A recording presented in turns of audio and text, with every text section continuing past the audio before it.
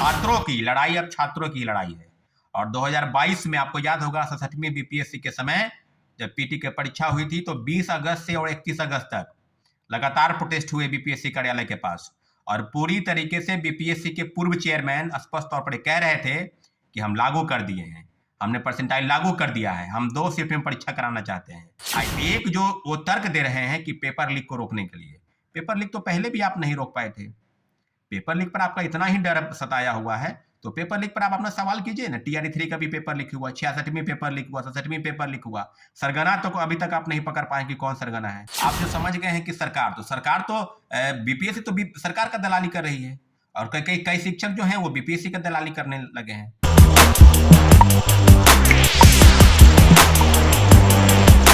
नमस्कार साथियों, जय हिंद।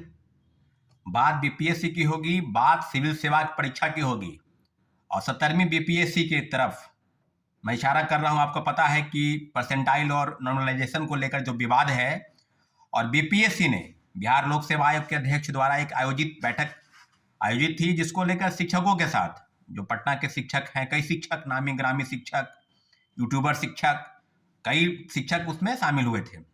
और शिक्षकों के शामिल होने के बाद बीपीएससी मोटा मोटी कहे तो 1 कैंडिडेट 1 रिजल्ट शिक्षक बहाली के मुद्दे पर और डॉक्यूमेंट का वेरिफिकेशन रिजल्ट के प्रकाशन के पहले, यानी TRE 3 के रिजल्ट के प्रकाशन के पहले डॉक्यूमेंट का वेरिफिकेशन पहले कराने को लेकर शिक्षकों ने ये अपनी राय जो है बीपीएससी के समक्ष रखी।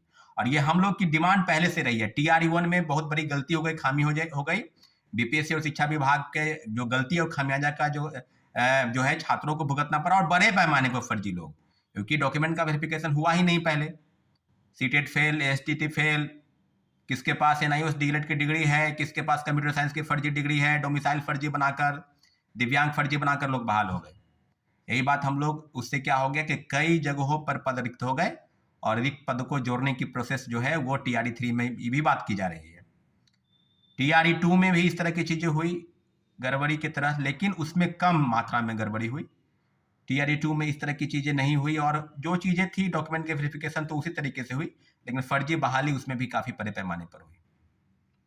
अभी बात होगी कि जो प्रेस में जो लोग वक्तव्य दे रहे हैं, कई लोग हैं, पटना के शिक्षक हैं, यूट्यूबर हैं और अपने आप को रेलवे और ग्रुप डी की तैयारी कराने वाले बीपीएससी के शिक्षक की श्रेणी में अपने आप को रख रहे हैं कि हम बीपीएससी को पढ़ाते हैं। जो व्यक्ति कभी बीपीएससी की परीक्षा में अपियर नहीं हुआ, खुले तौर पर कहा जाए तो आप समझ लीजिए कि पूरे देश में लोकप्रिय हो गए वो व्यक्ति और आज बीपीएससी और यूपीएससी का इंटरव्यू तक ले रहा है। पूरे चैलेंज के साथ मैं दावा करता हूं कि वो व्यक्ति कभी बीपीएससी के एग्जामिनेशन में अगर अपियर हुआ भी होगा तो परीक्षा पास नहीं किया होगा। यूपीएससी तो खैर दूर की बात है। नॉर्मलाइजेशन और परसेंटाइल को लेकर बीपीएससी द्वारा जो बैठक आयोजित हुई, अब जो कहा जा रहा है छात्रों की लड़ाई अब छात्रों की लड़ाई है। और 2022 में आपको याद होगा 67वीं बीपीएससी के समय जब पीटी की परीक्षा हुई थी तो 20 अगस्त से और 31 अगस्त तक लगातार प्रोटेस्ट हुए बीपीएससी कार्यालय के पास। और पूरी तरीके से बीपीएससी के पूर्व चेयरमैन स्पष्ट तौर पर कह रहे थे कि हम लागू कर दिए हैं, हमने परसेंटाइल लागू कर दिया है, हम 2 शिफ्ट में परीक्षा कराना चाहते हैं। अभ्यर्थियों की संख्या जो है 7 लाख 8 लाख है। क्या नॉर्मलाइजेशन में क्या परसेंटाइल सिस्टम जैसे ही पेपर, यानी जो पेपर है 150 नंबर का जो क्वेश्चन है वो अगर 350 और 350 और 450 यानी 3-3 सेट में अगर होंगे तो जाहिर सी बात है कि मेरिट वाले छात्र किसका कट ऑफ, किसका लो क्वेश्चन रहेगा, किसका हाई रहेगा और किस प्रकार से वो आप आकलन कर लेंगे मेरिट का कि किसके पास क्या है।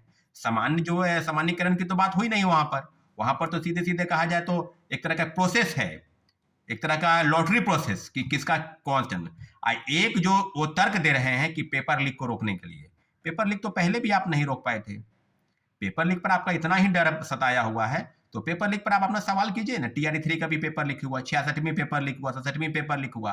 सरगना तो अभी तक आप नहीं पकड़ पाए कि कौन सरगना है। कभी पिंटू यादव, कभी IAS अधिकारी का भी नाम आता है, कई कई चीजें सामने आई है।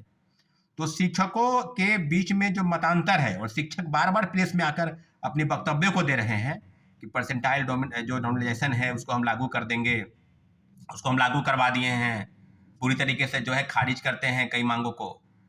तो सरकार तो बिल्कुल अब समझ गई है, व्यवस्था बिल्कुल अब इस तरह से आप जो समझ गए हैं कि सरकार तो बीपीएससी तो सरकार का दलाली कर रही है और कई शिक्षक जो हैं वो बीपीएससी का दलाली करने लगे हैं।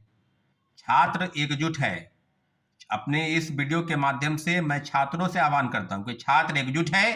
एक परीक्षा है, एक शिफ्ट में होगा और एक सेट में परीक्षा होगा। शिफ्ट एक होगा, सेट भी एक होगा। अब 3-3 सेट की बात की जा रही है, अलग अलग कलर का होगा। इस बात का फॉर्मूला जो है ना, इस बात का जो तैयारी बीपीएससी के पूर्व चेयरमैन भी किए थे। बड़े पैमाने पर घोटालेबाज चेयरमैन जो पर फर्जी बहाली करके चले गए, उत्तर प्रदेश का निवासी अब्दुल प्रसाद, वो भी किए थे। बीपीएससी एक स्वयं एक ऑटोनोमस बॉडी है।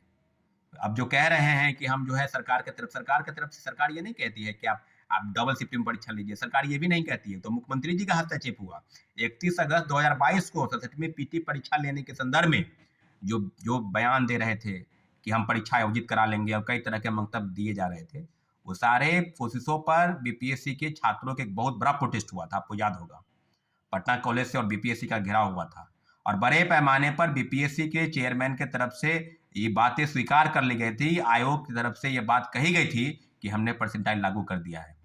कोई बात नहीं है, परसेंटाइल हमने कहा उनको कि परसेंटाइल लागू नहीं होने देंगे, किसी भी हाल में लागू नहीं होने देंगे। इसलिए आज छात्रों से फिर गुजारिश है कि जिस दिन बीपीएससी की तरफ से बैठक आयोजित होगी, हम सभी को, एक छात्र भी मैं बोल रहा हूं और छात्र नेता भी बोल रहा हूं, दोनों तरीके से हम लोग शामिल होंगे और इसका विरोध करेंगे। 1 कैंडिडेट 1 रिजल्ट पर जो भी चीजें होंगी वो डीवी पहले कराने को लेकर, और सबसे बड़ी जो समस्या है TRE3 के रिजल्ट के पहले कि फर्जी बहाली नहीं हो, फर्जी तरीके से नहीं हो, उसके चलते तैयारी बीपीएससी करे। पेपर लीक पर आपको जिला में कैसे तैयारी है, निगरानी करनी है, उस पर आप तैयारी करें। आप नॉर्मलाइजेशन और परसेंटाइल सिस्टम अगर लागू करना चाहते हैं तो किसी भी हाल में लागू नहीं होने देंगे। छात्र एक साथ है, छात्र एकजुट है और छात्र एक शिफ्ट में परीक्षा चाहता है। किसी के साथ अनदेखी और अन्याय नहीं होगा। आप लगातार कोशिश कर रहे हैं, शिक्षकों को कॉन्फिडेंस में ले रहे हैं कि शिक्षक को ले लेकिन कॉन्फिडेंस में, शिक्षक बहुत तरह का बयान कर रहे हैं, अंदर में कुछ बोल रहे हैं, बाहर कुछ बोल रहे हैं। पहले प्रेस में कुछ बोलते थे, अब कुछ बोल रहे हैं। तो शिक्षकों की तरफ नहीं, छात्र एकजुट है, छात्र अपनी लड़ाई स्वयं लड़ेगा और शिक्षकों को साथ देना है देंगे, नहीं देना है नहीं दे, लेकिन इतना जरूर है कि हम लोग अपनी लड़ाई परसेंटाइल और नॉर्मलाइजेशन को लेकर जो है लड़ी गई है, उसके लिए हम लोग एकजुट हैं। अगली बैठक जब भी बुलाई जाएगी, आप लोगों से गुजारिश है बड़े पैमाने पर आप बैठक में आएंगे और एक डिमांड रहेगा कि नॉर्मलाइजेशन और परसेंटाइल एक शिफ्ट में परीक्षा होगी, एक पेपर है, पहले की तरह बीपीएससी देश के किसी पीसीएस में लागू नहीं है।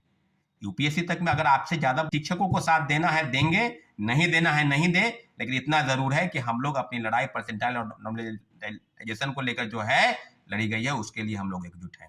अगली बैठक जब भी बुलाई जाएगी, आप लोगों से गुजारिश है बड़े पैमाने पर आप बैठक में आएंगे और एक डिमांड रहेगा कि नॉर्मलाइजेशन और परसेंटाइल एक शिफ्ट में परीक्षा होगी, एक पेपर है, पहले की तरह बीपीएससी देश के किसी पीसीएस में लागू नहीं है। यूपीएससी तक में अगर आपसे ज्यादा बुद्धिमान यूपीएससी है, पेपर लीक रोकना है तो आप जिला में निगरानी कीजिए ना। प्रशासनिक लापरवाही उसको रोकिए, उसको ठीक कीजिए। 66वीं पेपर लीक कैसे हो गया, 67वीं कैसे हो गया? चोर तो बीपीएससी के अंदर बैठा हुआ है। TRE3 का पेपर लीक कैसे हो गया? 270 लोगों की गिरफ्तारी सिर्फ हजारीबाग में हुई। पेपर तो आपके तरफ से लीक हो रहा है।